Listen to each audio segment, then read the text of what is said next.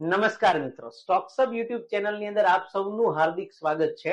આજે આપણે એક મહત્વના મુદ્દા ઉપર ચર્ચા કરવાના છીએ. મુદ્દાનું નામ છે આઈપીઓ. આઈપીઓ ભરવા જોઈએ કે ના ભરવા જોઈએ?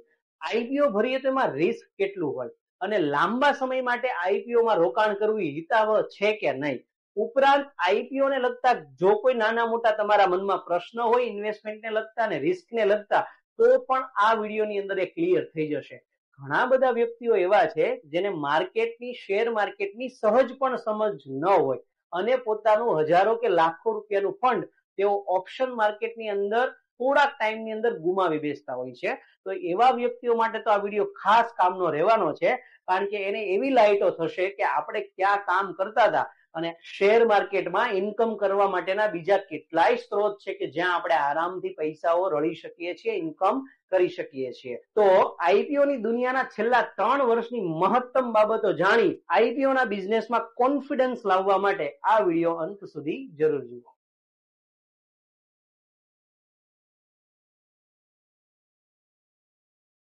માહિતીની શરૂઆત કરતા પહેલા હજુ સુધી જો તમે સ્ટોક્સઅપ યુટ્યુબ ચેનલ સબસ્ક્રાઇબ ન કરી હોય તો સબસ્ક્રાઇબ કરી લેવા વિનંતી. સાથે બેલ આઇકન બટન પણ ઓન કરી લેવા વિનંતી. સ્ટોક્સઅપ સાથે તમારે સોશિયલ મીડિયાના અધર પ્લેટફોર્મથી જોઈન્ટ થવું હોય તો તમને આ વિડીયોના ડિસ્ક્રિપ્શન બોક્સની અંદર તમામ સોશિયલ મીડિયા એકાઉન્ટ્સ અને ગૂગલ પ્લે સ્ટોર પર ઉપલબ્ધ આપણી સ્ટોક્સઅપ એપની લિંક પણ આપેલી છે. ત્યાંથી એ તમામ વસ્તુઓ સાથે સંપર્કમાં તમે રહી શકો છો. તો ચાલો આઈપીઓ ના બિઝનેસમાં કોન્ફિડન્સ લાવવા માટે કેટલીક 3 વર્ષની એમની હિસ્ટ્રી ચેક કરીએ. જો અહીંયા કેટલો મહેનતથી અમુક ડેટા તમારી સામે કલેક્ટ કરીને રાખ્યો છે, એનો અભ્યાસ કરીએ કે છેલ્લા 3 વર્ષમાં શરૂઆત કરીએ વર્ષ 2022 એટલે કે 1 જાન્યુઆરી 2022 થી 31 ડિસેમ્બર 2022 ના વર્ષમાં એનએસસી અને બીએસસી દ્વારા બંને એક્સચેન્જ થઈને ટોટલ 149 જેટલા આઈપીઓ શેર માર્કેટની અંદર લાવવામાં આવ્યા, કે જેમાં નોર્મલ પબ્લિક, મોટા ઇન્વેસ્ટરો કે સંસ્થાઓ પોતે આ આઈપીઓ માં ફોર્મ ભરીને શેર ખરીદી શકે છે. તો આ 150 જેવા આઈપીઓ માંથી 40 જેવા આઈપીઓ મેઇન બોર્ડ હતા અને 109 જેવા એસએમઈ આઈપીઓ હતા. હવે મિત્રો, ઘણી વખત અહીંયા તમે કોઈ ડેટા જોતા હશો, જેમ કે મેઇન બોર્ડ, એસએમઈ, આઈપીઓ, આ બધું શું છે, આની સમજણ તમને ન પણ હોઈ શકે અને આ વિડીયો તમે જોઈ રહ્યા હોય તો આને તમારે ડિટેલમાં સમજવું હોય કે આઈપીઓ નો બિઝનેસ શું આવે, એમાં શેર કેવી રીતે ખરીદીએ તો શું પ્રોફિટ આપણને મળી શકે. તો આજે જ તમે પ્લે સ્ટોર ઉપરથી સ્ટોક્સઅપ એપ ડાઉનલોડ કરજો. એની અંદર આઈપીઓ ને એક જબરજસ્ત કોર્સ મૂકેલો છે, એકદમ નોમિનલ ફી થી તમે એ જોઈ શકો છો અને આઈપીઓ ના બિઝનેસની ઝીણામાં ઝીણી વાત પણ તમે એ કોર્સની અંદર શીખી શકો છો. જો તમને એમ થાય આખે આખું શેર માર્કેટ ભણવું છે તો પણ એમાં માર્કેટ ગુરુ 2.0 નામનો A to Z ટોપિક વાળો કોર્સ આખો મૂકેલો છે, એમાં પણ તમે ઘરે બેઠા ભણી શકો છો. તો વાત કરીએ કે 2022 ની અંદર 150 આઈપીઓ માંથી 40 જેટલા મેઇન બોર્ડ આઈપીઓ હતા અને 109 જેટલા એસએમઈ આઈપીઓ હતા. એક ટોપિકની ચર્ચા જરૂર કરું કે મેઇન બોર્ડ આઈપીઓ એમાં 15,000 રૂપિયા સુધીનું રોકાણમાં તમે આઈપીઓ ભરી શકો અને એસએમઈ આઈપીઓ માં કમસે કમ તમારી પાસે લાખ, 1.25 લાખ, 1.5 લાખ આની આસપાસ એક લોટ એપ્લાય કરવા માટે ફંડ હોવું જોઈએ. જ્યારે મેઇન બોર્ડમાં એક લોટ માટે 15,000 આસપાસ બેલેન્સ હોય તો પણ તમે એપ્લાય કરી શકો છો. હવે 2022 ની અંદર 150 માંથી જે 40 જેટલા મેઇન બોર્ડ આઈપીઓ હતા એમાંથી 30 કંપનીઓએ જ્યારે લિસ્ટિંગ થયું ત્યારે આમણે સીધો આપેલો હતો પ્રોફિટ અને જે 10 જેટલા આઈપીઓ હતા 40 માંથી એમણે લિસ્ટિંગ વખતે આપેલો હતો લોસ. એટલે કે ઓન એન એવરેજ જે નાના રોકાણકારો છે જે 15,000 માં રોકાણ કરી શકે છે એને 75% જેટલા આઈપીઓ ની અંદર પ્રોફિટ અને બાકીના 25% કેશના આઈપીઓ ની અંદર લોસ જોવા મળ્યો. જ્યારે આ વર્ષની અંદર જે નાના એસએમઈ આઈપીઓ હતા, નાના અને મધ્યમ કદના, એના 109 ટોટલ આઈપીઓ હતા અને એમાંથી 65 આઈપીઓ એ પ્રોફિટ આપ્યો, જ્યારે 44 જેટલા આઈપીઓ એ લોસ આપ્યો હતો. એટલે કે એસએમઈ આઈપીઓ માં થોડાક લોસ નું પ્રમાણ 2022 માં જોવા મળ્યું. પણ આમ ટકાવારી જો તમે વિચારો તેમ છતાં પણ પ્રોફિટ આપતા કંપની અને એના શેરના આઈપીઓ નું લેવલ થોડુંક બંનેમાં, મેઇન બોર્ડ હોય કે એસએમઈ માં હાઈ છે. જુઓ અહીંયા 75% જેવી કંપની પ્રોફિટ આપે છે, 10 માત્ર લોસમાં જાય છે. 109 માંથી 65 જેટલી કંપનીઓ એટલે ઓન એન્ડ અરાઉન્ડ 60 થી 65% કંપનીઓના શેર પ્રોફિટમાં જાય છે પહેલા જ દિવસે. જો અહીંયા કોઈ એવી વાત કે એવો ડેટા હું શેર નથી કરતો કે તમે આઈપીઓ ભર્યો હોય ને આઈપીઓ લાગે તો તમે લાગ્યા પછી રાખો. આ તો પહેલા જ દિવસનો ડેટા છે કે પહેલા દિવસે જયારે આઈપીઓ લિસ્ટ થયો તો કેટલા આઈપીઓ પ્રોફિટમાં ને કેટલા આઈપીઓ લોસમાં. તો અહીંયા ઓન એન એવરેજ 150 આઈપીઓ માંથી જો લોસ વાળો તાળો મેળવો તો 10 અને 44, તો ઓન એન એવરેજ 50-54 જેવી કંપનીઓ લોસમાં અને 100 ની આસપાસ કંપનીઓ 2022માં પ્રોફિટ આપ્યો હતો પહેલા જ દિવસે. વાત કરીએ 2023 ની. 2023માં એનએસસી અને બીએસસી બંને કુલ મળીને લગભગ 250 પ્લસ એટલે કે 236 જેટલા આઈપીઓ શેર માર્કેટમાં આવ્યા. આ 236 જેવા આઈપીઓ માંથી મેઇન બોર્ડ આઈપીઓ હતા 57 અને એસએમઈ આઈપીઓ હતા 179.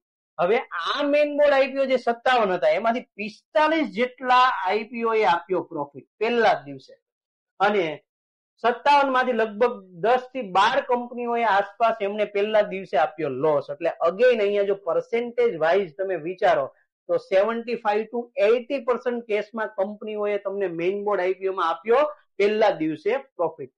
વાત કરીએ એસએમઈ આઈપીઓ, આ 236 માંથી 57 બાદ કરો તો 180 અરાઉન્ડ જેટલી કંપનીઓ છે એમાંથી પ્રોફિટ આપતી કંપનીઓ હતી 140.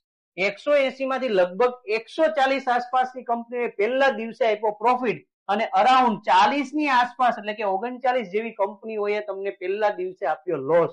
તો અગેન 2023 ના વર્ષની અંદર પણ પ્રોફિટ આપતી કંપનીઓનો રેશિયો લોસની સામે ક્યાંય ડબલ કે 3 ગણો છે. વાત કરીએ ચાલુ વર્ષ જેનો આજે છેલ્લો દિવસ છે 31 ડિસેમ્બર, તો ડેટા એનો કંઈક આ રીતે નીકળીને આવે છે. ટોટલ 2024માં એનએસસી બીએસસી દ્વારા ટોટલ 328, એકવાર અહીંયા ધ્યાન તમે કેન્દ્રિત કરો, 2022માં 149, 2023માં 250 પ્લસ આઈપીઓ અને હાલમાં 350 જેટલા આઈપીઓ. આ માહોલ એવું તમને કહે છે, સમજાવે છે કે કદાચ 2024 પછીના વર્ષમાં 2025-26 એમાં આઈપીઓ લાવતી કંપનીની સંખ્યામાં ઓર પણ વધારો થઈ શકે છે. તો આ એક આઈપીઓ ના રોકાણકારો માટે પણ એક પ્લસ પોઈન્ટ છે જે ઓર ઓપોર્ચ્યુનિટી તકો લઈને આવી શકે છે આઈપીઓમાં રોકાણ કરવા માટે. આગળ વધીએ. 350 જેટલા આઈપીઓ હતા એમાંથી મેઇન બોર્ડ આઈપીઓ હતા 83 જેટલા મેઇન બોર્ડ આઈપીઓ હતા અને 250 ની આસપાસ 245 જેવા એસએમઈ આઈપીઓ હતા. અહીંયા એસએમઈ ઉપર પણ ફોકસ કરવું છે. જુઓ તો એક સમય એવો હતો 100 જેવા એસએમઈ આઈપીઓ આવતા હતા 2022માં.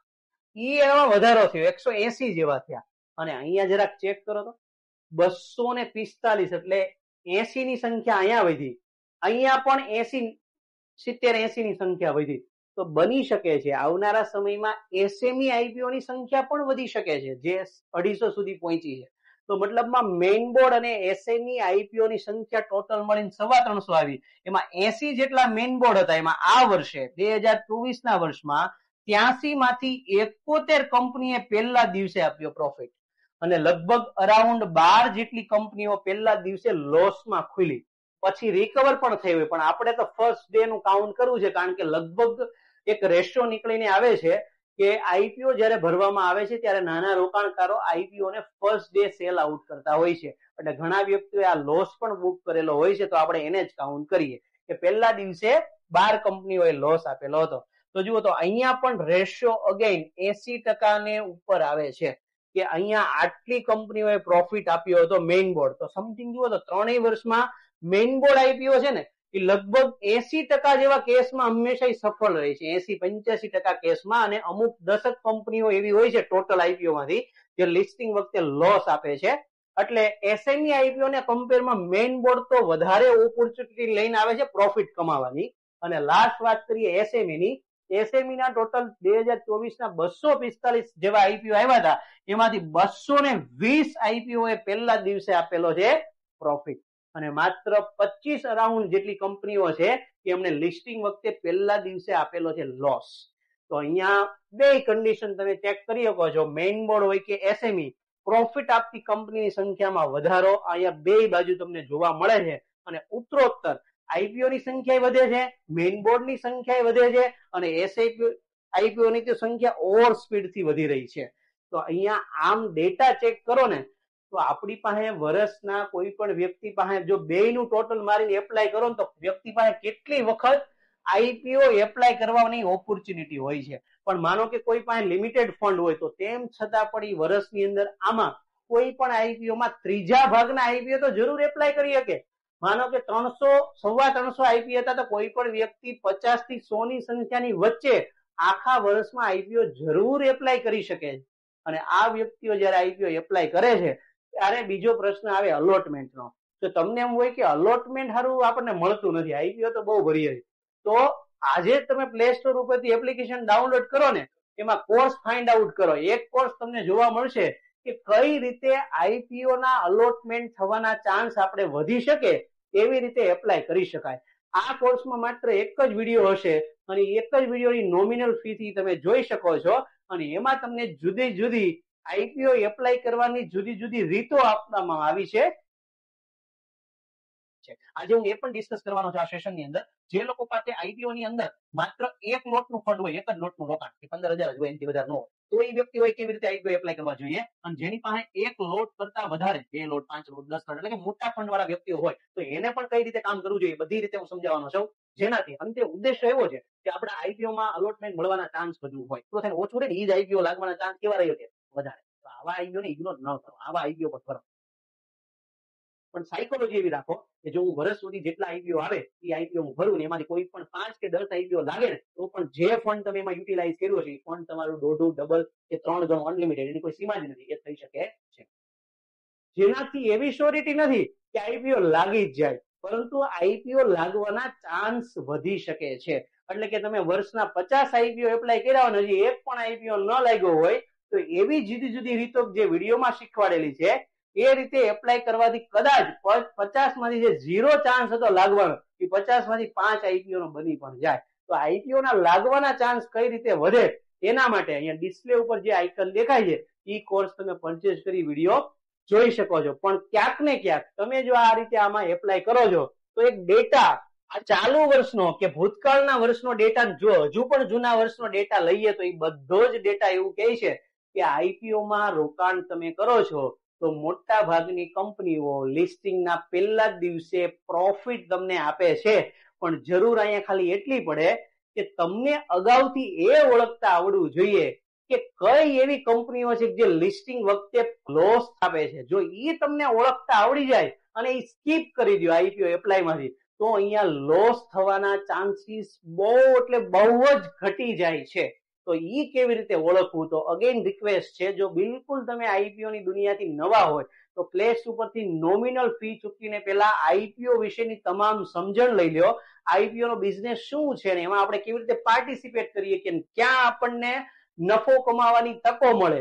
આઈપીઓ આવતો હોય તો કેમ ખબર પડે આ આઈપીઓ જ પ્રોફિટ આપે એવી ક્ષમતાઓ ધરાવે છે ને આ લોસમાં જઈ શકે છે. ઇવન ત્યાં સુધીની પણ વાત છે કે આઈપીઓ લાગી જાય તો લાગ્યા પછી એને હોલ્ડ કરાય કે વેચી દેવાય. આ તમામ પ્રશ્નો જે આઈપીઓ વાળો કોર્સ છે એમાં છે અને આખું જો સ્ટોક માર્કેટ ભણો તો તેમાં પણ આવશે. તો જરૂર તમને ઘરે બેઠા આપણી સ્ટોક્સઅપ એપ પ્લે સ્ટોર ઉપરથી ડાઉનલોડ કરી એની લિંક ડિસ્ક્રિપ્શન બોક્સની અંદર પણ આપેલી છે, એમાં ઘરે બેઠા તમે ભણી શકો છો. તો અવારનવાર શેર માર્કેટ સાથે કનેક્ટેડ લોકોને હું તો કહેતો જ આવું છું કે આઈપીઓ નો બિઝનેસ તો પ્રોફિટ કરીને આપે, એ કોઈ દિવસ કરાય નહીં. તો હવે તમે કમેન્ટ બોક્સમાં લખો આ ડેટાના આધારે કે આ સમયે કે આવનારા સમયમાં આઈપીઓ નો બિઝનેસ કરવો જોઈએ કે ન કરવો જોઈએ. યાદ રાખજો આ છે સ્ટોક માર્કેટ. તો આપણને નાનું કામ હોય, મોટું કામ હોય, ઈઝી હોય કે અઘરું હોય, સ્ટોક માર્કેટની બિલકુલ સમજ હોવી જ જોઈએ. કારણ કે ખાલી આઈપીઓ એપ્લાય કરવું, એપ્લાય બટન પૂરતું જ કામ નથી. આમાં શેર માર્કેટની સમજ હોય તો પણ ઘણા પાસાઓને લીધે આપણે આઈપીઓ ભરવો ન ભરવો, પ્રોફિટ આપશે નહીં આપે, આ તમામ બાબતોની સમજ આવે છે. એટલે શેર માર્કેટની અંદર શીખવું એ ખૂબ જ જરૂરી છે. અને જો તમને કદાચ માર્કેટની કઈ સમજ ન હોય, આઈપીઓ ની સમજ નહીં હોય અને તો પણ તમે આઈપીઓ ભરો તો રૂલ્સ બનાવી લ્યો કે ગમે તેમ આઈપીઓ લાગે એટલે પહેલા જ દિવસે આઈપીઓ આપણે આ ડેટાને આધારે વિચારીએ તો સેલ કરી દેવો જોઈએ. આ માર્કેટની સમજ ન પડતી હોય ને એને તો આ ખાસ વાત ધ્યાનમાં રાખવી જોઈએ. કારણ કે આઈપીઓ હોલ્ડ કરવા માટે પણ તમને કંપની એનાલિસિસ ની સમજ હોવી જોઈએ, તો નક્કી થાય કે એના પછી આઈપીઓ ના શેર લાગે તો હોલ્ડ કરાય કે ન કરાય. અધરવાઇઝ કઈ ખબર નથી, ફર્સ્ટ ડે સેલ આઉટ. તો હવે મને પણ વિશ્વાસ છે કે આ વિડીયો જોયા પછી તો જરૂર તમે માર્કેટના નોલેજ સાથે આઈપીઓ માં રોકાણ કરવાનું ચાલુ કરશો, અથવા જો રોકાણ કરતા જશો તો આ સમજ સાથે માર્કેટમાં રોકાણ કરવાનું તમે કાયમી ચાલુ રાખશો. તો આઈપીઓ આ ભરવા અંગેની માહિતી તમને કેવી લાગી એ કમેન્ટ બોક્સની અંદર પણ જરૂર લખજો. માહિતી સારી લાગે તો લાઈક કરવાનું ભૂલતા નહીં. અને આ ચેનલની અંદર અવનવી રોકાણની અને શેર માર્કેટની આવી માહિતી આવતી જ હોય છે, એટલે તમે તો સબસ્ક્રાઇબ કરજો જ, પરંતુ આ વિડીયો અને આ ચેનલને તમારા સર્કલની અંદર શેર કરવા પણ વિનંતી છે. તો ફરી એકવાર આપણે પાછા મળીશું સ્ટોક્સ હબ યુટ્યુબ ચેનલ પર નવી માહિતી અને નવા કન્ટેન્ટ સાથે. Thank you.